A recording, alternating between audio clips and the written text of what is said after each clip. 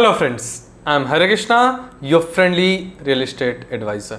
आज बात करेंगे द एस्पेन के बारे में। ये एक ultra luxury low density project है। सेक्टर 76 में व्हाइटलैंड इसका डेवलपमेंट कर रहा है। इस बिल्डर के बारे में थोड़ा सा बैकग्राउंड देंगे, इस प्रोजेक्ट के प्रोज कॉन्स बताएंगे। एज एन इन्वेस्टर आपको इन्वेस्ट करना चाहिए या नहीं करना चाहिए, किस तरीके के इन्वेस्टर्स इसमें इन्वेस्ट कर सकते हैं, इस पर रिकमेंडेशन देंगे। एंड यूज के लिए कैसा होने वाला है, ये सारा डिस्कशन करेंगे आज। मैं रियल एस्टेट के ऐसे ही एजुकेटिव वीडियोस और प्रोजेक्ट्स के अनबायस्ड रिव्यूज लाता रहता हूं। So to not miss such videos please subscribe to my YouTube channel. अगर इस प्रोजेक्ट की बात करें तो ये सेक्टर 76 में है, 24 मीटर वाइड रोड पर है।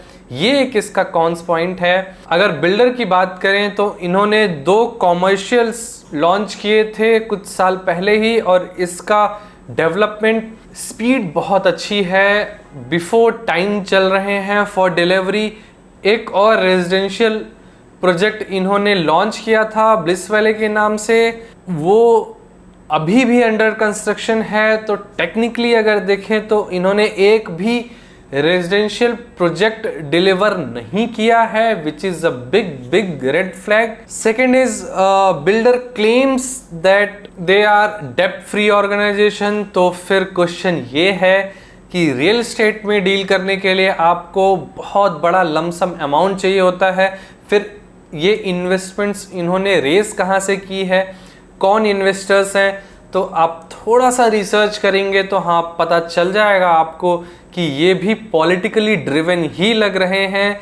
बहुत पैसा आया हुआ है कुछ ऐसे इन्वेस्टर्स से जहाँ से शायद अवॉइड करना चाहिए। और एक बार अगर कोई बैंक लोन देता है तो मैं पर्सनली एक क्रेडिबिलिटी मानता हूँ कि हाँ एक कोई एक्स बैंक है इस प्रोजेक्ट को, इस बिल्डर को फंड करने के लिए तैयार है। तो एक जो क्रेडिबिलिटी वाली चीज होती है ये कहीं ना कहीं मिसिंग है। इससे पहले इनका लो राइज प्रोजेक्ट था, तो हाँ लो राइज वाली चीजें 2.5 से 3 साल में डिलीवर हो जाती हैं, बट हाई राइज वाली चीज 5 से 6 साल, कई बार 7 साल भी ले लेती हैं, जो कि 2 गवर्नमेंट देखती है। हो सकता है कि बीच में गवर्नमेंट चेंज हो जाए इलेक्शंस वगैरह की वजह से, तो क्या उसके बाद वो सरवाइव कर पाएंगे या नहीं कर पाएंगे। इस बिल्डर को लेकर के लोग कहते हैं कि इन्होंने बहुत अच्छा काम किया है। जो इनकी स्पीड है कंस्ट्रक्शन की वो बहुत बेहतरीन है, बिफोर टाइम चल रहे हैं। कॉमर्शियल्स में बिल्डर हमेशा ही अच्छी कंस्ट्रक्शन क्वालिटी डिलीवर करते हैं। कुछ रीजंस होते हैं उसके, क्योंकि वहां पर उनका प्रॉफिट मार्जिन ज़्यादा होता है।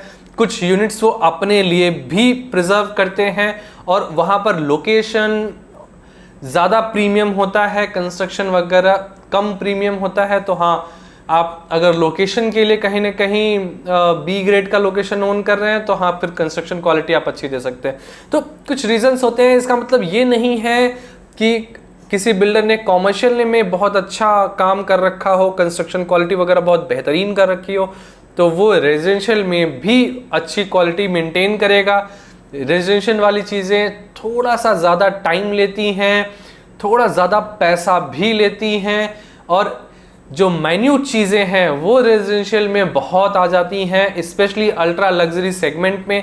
तो हाँ हम ये नहीं कह सकते कि किसी बिल्डर ने अगर कॉमर्शियल में बहुत अच्छा काम किया है तो रेजिडेंशियल में भी अच्छा काम करेगा। हाँ एलान जैसे कि अभी तक इन्होंने कोई ढंग का रेजिडेंशियल डिलीवर नहीं किया है, इनका द प्रेसिडेंशियल है द्वारका एक्सप्रेस वे पर। मैं भी कहीं ना कहीं उसको द प्रेसिडेंशियल को भी बहुत अच्छा प्रोजेक्ट नहीं मानता। जो इनके इन्वेस्टर्स हैं जिन्होंने पैसे लगा रखे हैं, लगभग सेम ही अमाउंट पर वो एग्जिट भी ले रहे हैं, this is fact.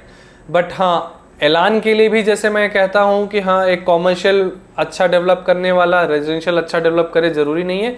The same goes here as well. और ये तो बिल्कुल ही नए डेवलपर हैं, सिर्फ 2 कॉमर्शियल और रेजिडेंशियल में नए। क्या इन्हें अल्ट्रा लग्जरी सेगमेंट में आना चाहिए था? हो सकता है कि आप पहले बजट सेगमेंट ट्राई करते, 1-1.25 करोड़ वाली चीज़ ट्राई करते, फिर आप अल्ट्रा लग्जरी सेगमेंट में जाते। पहले आपने बजट सेगमेंट में चीज़ें डिलीवर करके दिखा दे। जैसे ट्यूलिप है, ट्यूलिप ने बजट सेगमेंट में अपने टाइम पर इन्होंने 3-3 हज़ार रुपये पर स्क्वायर फीट में बजट सेगमेंट में चीज़ डिलीवर की है, और आज जब वो लॉन्च करते हैं तो हाँ 14-15 के आसपास पे लॉन्च करते हैं।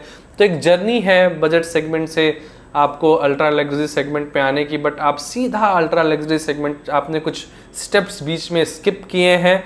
तो ये एक रिस्की फैक्टर है इस बिल्डर को लेकर के, क्योंकि जो कमिटमेंट्स बिल्डर इस प्रोजेक्ट को लेकर के कर रहा है, इसके प्रोज में हम डिस्कस करेंगे इसको। अगर उसने 80% भी डिलीवर कर दिया तो ये आपका पैसा 1 फोल्ड हो जाएगा, लेकिन अगर नहीं कर पाया, जो जनरली फर्स्ट कमर्स हैं 30-40% ही मीट कर पाते हैं, तो उस केस में ऐसा भी हो सकता है कि आपकी इन्वेस्टमेंट इन्फ्लेशन भी बीट ना कर पाए। This is a risky thing. अगर इस प्रोजेक्ट के कॉन्स की बात करें, अब हम प्रोजेक्ट की बात करने वाले हैं। ये एक मैंने बिल्डर का ओवरव्यू दिया था कि हाँ ये कुछ खास बिल्डर लग नहीं रहे। अगर इस प्रोजेक्ट की बात करें तो हाँ, इसका लैंड पार्सल तकरीबन 12 एकड़ का है, 4 अलग अलग सेक्टर्स में डिवाइड है। EWS का सेक्शन अलग है जो कि बहुत अच्छी बात है, और जो बाकी 3 लैंड पार्सल्स हैं, एक लैंड पार्सल में 4 टावर्स, दूसरे लैंड पार्सल में 3 टावर्स, और सबसे लास्ट वाले फेज में 1 टावर है, और ये 24 मीटर वाइड रोड से कनेक्टेड है। तो लैंड पार्सल एक साथ नहीं है, रेक्टेंगुलर शेप में नहीं है, अलग अलग जगहों पर फैला हुआ है, और बीच में से रोड भी जाती है। इसका सबसे बड़ा कॉन्स यही है कि जो इनका लैंड पार्सल है वो सिमेट्रिकल नहीं है। कहीं ना कहीं जो DDJY के टिपिकल लैंड पार्सल्स होते हैं कुछ वैसा लगता है। अल्ट्रा लग्जरी सेगमेंट का ये लैंड पार्सल लगता नहीं है। टू बी फ्रैंक, अगर यही चीज एक रेक्टेंगुलर शेप में होती, आप एक सेंट्रल ग्रीन एरिया प्रोवाइड कर रहे होते, तो शायद ज़्यादा बेहतर होता, एक लग्जरियस लाइफस्टाइल का फील आता। और जो इनका टावर पे जो कम्युनिटी सेंटर और मेकआउट स्पेसेस हैं, और जो उन्होंने टॉप फ्लोर पर भी देने की कोशिश की है, टॉप फ्लोर वाला मुझे अच्छा लगता है पार्टी स्पेस वगैरह के लिए। एक अच्छे व्यू के साथ आप अपने दोस्तों के साथ पार्टी कर सकते हैं, लेकिन जो कम्युनिटी स्पेस वगैरह है आपने फर्स्ट एंड सेकेंड फ्लोर पर देने की कोशिश की है, उसके बजाय कहीं ना कहीं अगर कॉमन स्पेस में होता कोई कम्युनिटी सेंटर, तो उसका यूटिलाइजेशन ज़्यादा होता और वो कंपैरेटिवली बड़ा होता, तो उसकी एक्सेसिबिलिटी भी बहुत बेहतरीन होती। बट हाँ, आई अंडरस्टैंड कि आपके पास लैंड पार्सल घटिया है, तो आप प्रोजेक्ट के एक सेंट्रल लोकेशन पर कहीं नहीं दे सकते, आपको मजबूरी है टावर में देने के लिए। बट ये सबसे बड़ा कॉन्स है। द नेक्स्ट थिंग इज कि इन्होंने तीनों फेजेस के लिए एक ही रेरा अप्लाई कर रखा है, जिसका कि एंड डेट इन्होंने 2030 का दिया है, 2030 का। मुझे समझ में नहीं आया, जब आपको 3 अलग अलग फेजेस में चीज़ें लॉन्च करनी थी, तो क्या आपको अलग अलग 3 रेरा नहीं लेना चाहिए था, जिससे कि चीज़ें और क्लियर होती कि फेज़ 1 कब डिलीवर होगा, फेज़ 2 कब डिलीवर होगा, फेज़ 3 कब डिलीवर और लॉन्च होगा। तो आपने सब कुछ एक ही साथ अप्लाई कर रखा है, ना कि सब कुछ आप एक साथ डिलीवर करेंगे। तो अगर आप फेज़ वाइज में डेवलपमेंट कर रहे हैं, तो हाँ, आपको फेज़ वाइज में ही डिलीवर करना है, क्योंकि ऐसा नहीं हो सकता कि आपने फेज़ 1 2022 में लॉन्च किया और फेज़ 3 लॉन्च किया 2025 में लेट से, तो आप सबकी डिलीवरी एक साथ देंगे 2030 में। ये मुझे समझ में नहीं आया कि ऐसा इन्होंने क्यों किया है। 3 अलग अलग रेरा होने चाहिए थे, ज़्यादा बेहतर होता, ज़्यादा ट्रांसपेरेंसी आती बायर्स और बिल्डर के बीच में। Being a new Qamar, ultra luxury segment में काफ़ी रिस्क होते हैं, छोटी छोटी माइन्यूट चीज़ें होती हैं जो एक किसी प्रोजेक्ट को बजट सेगमेंट से या कहें लग्जरी सेगमेंट से अल्ट्रा लग्जरी की तरफ ले जाती हैं। प्लान ऑल्दो इनका बहुत बेहतरीन है, फील कराता है कि अल्ट्रा लग्जरी चीज़ डिलीवर करने वाले हैं, बट उसका execution for a builder like white land मुझे नहीं लगता कि बहुत अच्छे से हो पाएगा। हाँ, अगर बाई चांस अच्छे से हो गया तो फिर पैसा बनना तय है, क्योंकि हाई राइज की डिमांड बहुत ज़्यादा है, अल्ट्रा लग्जरी सेगमेंट की डिमांड बहुत ज़्यादा है, और ये प्रोजेक्ट वो डिमांड मीट करता है, but with the risk of execution of the planning. अब आ जाते हैं इस प्रोजेक्ट के प्रोस पे कि हाँ, अच्छी बातें क्या लगी। जैसा कि मैंने आपको बताया कि हाँ, इसमें इनकी प्लानिंग बिल्कुल अल्ट्रा लग्जरी ही लग रही है। जो इनकी लिफ्ट लॉबी की हाइट है वो 2 फ्लोर की हाइट दे रहे हैं, और फर्स्ट और सेकंड फ्लोर पर कम्युनिटी स्पेसेस दे रहे हैं, हर एक टावर पर दे रहे हैं। जो आपका एंट्रेंस है वो काफ़ी लग्जीरियस फील कराने वाला है। अगर मैं यूनिट के लेआउट की बात करूं तो 3 BHK हो या 4 BHK हो या 5 BHK हो, तीनों ही बहुत प्यारे हैं। बालकनी हर एक यूनिट में एटलीस्ट 2 साइड फेसिंग है। एक साइड से आपको अरावली का व्यू दिख सकता है और दूसरी साइड आपका प्रोजेक्ट फेसिंग मिलेगा। अगर दूसरे यूनिट्स की बात करें तो आपको दूसरी वाली साइड सिटी फेसिंग व्यू मिलेगा, हाईवे फेसिंग व्यू मिलेगा और दूसरी साइड अगेन आपका प्रोजेक्ट फेसिंग व्यू मिलेगा।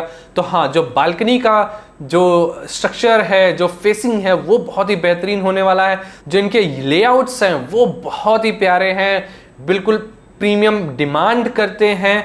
और अगर डेंसिटी की बात करें तो हाँ, तकरीबन 50 यूनिट पर एकड़। तो हाँ, ये एक्चुअली लो डेंसिटी प्रोजेक्ट है। At the given price point जो अभी रेट्स चल रहे हैं उसके हिसाब से अगर देखें तो हाँ, ये लो डेंसिटी प्रोजेक्ट है। हर एक फ्लोर पर 3 यूनिट्स हैं, 5 BHK वाले केस में 2 यूनिट्स हैं। तो आपको एक्सक्लूसिवनेस का भी फील आने वाला है अपने फ्लोर पर। तो ये भी बहुत बेहतरीन चीज़ है। कई बार आजकल अल्ट्रा लग्जरी सेगमेंट में भी 4-4 फ्लैट्स दे रहे हैं एक फ्लोर पर, अच्छे बिल्डर्स दे रहे हैं। तो हाँ, कहीं ना कहीं इस मामले में इस प्रोजेक्ट का अपर हैंड जरूर है। अगर इसकी लोकेलिटी की बात करें तो हाँ, SPR रोड से डायरेक्टली कनेक्टेड है। जो इनका प्रपोज रोड है 24 मीटर वाइड का, जहां पर ये प्रोजेक्ट एग्जिस्ट करने वाला है, तो कनेक्टिविटी बहुत बेहतर है। सेक्टर 76 अपने आप में एक बहुत ही बेहतरीन सेक्टर है। तो हाँ, हम ये कह सकते हैं कि लोकेशन जो आने वाला टाइम है उसके हिसाब से ये बहुत ही प्रीमियम लोकेशन है। तो मैंने आपको प्रोज भी बताए, कॉन्स भी बताए, किस तरीके के इन्वेस्टर्स को इसमें इन्वेस्ट करना चाहिए, इस पर डिस्कशन करेंगे। एंड यूजर के लिए हिसाब से सबसे पहले मैं आ जाता हूं तो हाँ, ये एक न्यू कमर है। अल्ट्रा लग्जरी चीजें देने के लिए कमिटमेंट जरूर दिखाया है इन्होंने। जिस तरीके से प्रोजेक्ट की प्लानिंग वगैरह है और एग्जीक्यूशन का इंटेंट मुझे बिल्कुल अच्छा लगा है। बट जो एग्जीक्यूशन रिस्क है वो हमें बिल्कुल ध्यान देना चाहिए। तो अगर आप एंड यूज के लिए देख रहे हैं तो आई थिंक आप अवॉइड कर सकते हैं, क्योंकि जो लग्जरी से अल्ट्रा लग्जरी का जो जंप है वो कहीं ना कहीं एग्जीक्यूशन और प्लानिंग बहुत बेहतरीन होनी चाहिए। कहीं अगर ये लैग कर गए तो आपका जो लिविंग एक्सपीरियंस है वो कॉम्प्रोमाइज हो जाएगा। अगर इन्वेस्टर्स के हिसाब से बात करें तो अल्ट्रा लग्जरी सेगमेंट की डिमांड जरूर है गुड़गांव के मार्केट में, बट क्या डिमांड व्हाइटलैंड जैसे बिल्डर्स की है, जैसे कुछ फरीदाबाद के बजट सेगमेंट के बिल्डर्स गुड़गांव में अल्ट्रा लग्जरी प्रोजेक्ट लॉन्च करने की बात कर रहे हैं। सेम जैसे यहाँ के भी कुछ अफोर्डेबल हाउसिंग के बिल्डर्स हैं, वो अब अल्ट्रा लग्जरी प्रोजेक्ट्स बनाने की कोशिश कर रहे हैं। क्या ऐसे बिल्डर्स की भी डिमांड है अल्ट्रा लग्जरी सेगमेंट में? ये बहुत बड़ा क्वेश्चन एंड रिस्क पॉइंट है। मेरे हिसाब से अल्ट्रा लग्जरी प्रोजेक्ट्स की डिमांड तो है, बट अच्छे प्लेयर्स की है, लाइक DLF, ना कि बजट सेगमेंट के बिल्डर्स या कॉमर्शियल में अच्छा करने वाले बिल्डर्स पहली बार ऐसा कुछ ला रहे हो। तो एग्जीक्यूशन रिस्क की मैंने आपको बात बताई एज एन इन्वेस्टर, तो कहीं ना कहीं रिस्क ज़्यादा है। अगर ये चीज़ अच्छे से हो गई तो हाँ, आप पैसा बड़े आराम से डबल कर सकते हैं। बट अगर एग्जीक्यूशन अच्छा नहीं रहा तो फिर हार्डली आपका इन्फ्लेशन बीट कर पाएगा ये इन्वेस्टमेंट। तो आई थिंक मैंने आपको क्लैरिटी दे दी होगी इस प्रोजेक्ट को लेकर के। एज एन इन्वेस्टर आपकी प्रोफाइलिंग के हिसाब से आपको जाना चाहिए या नहीं जाना चाहिए। अगेन, अगर आप रिस्क लेना ही चाहते हैं, किसी एक पेनी स्टॉक को मल्टी बैगर होते देखना चाहते हैं, वो भी अपने इन्वेस्टमेंट के लिए इतना बड़ा रिस्क लेना चाहते हैं, तो बिल्कुल ले सकते हैं। It's a green signal from my side. आशा करता हूं कि आपको ये वीडियो पसंद आई हो। मैं रियल एस्टेट के ऐसे ही एजुकेटिव वीडियोस और प्रोजेक्ट्स के अनबायस्ड रिव्यूज लाता रहता हूं। So to not miss such videos, please subscribe to my YouTube channel. और अगर आपने यहाँ तक देखा है तो प्लीज़ इसे लाइक कर दें, अपने फ्रेंड्स एंड फैमिली ग्रुप्स में ज़रूर शेयर करें। Thank you.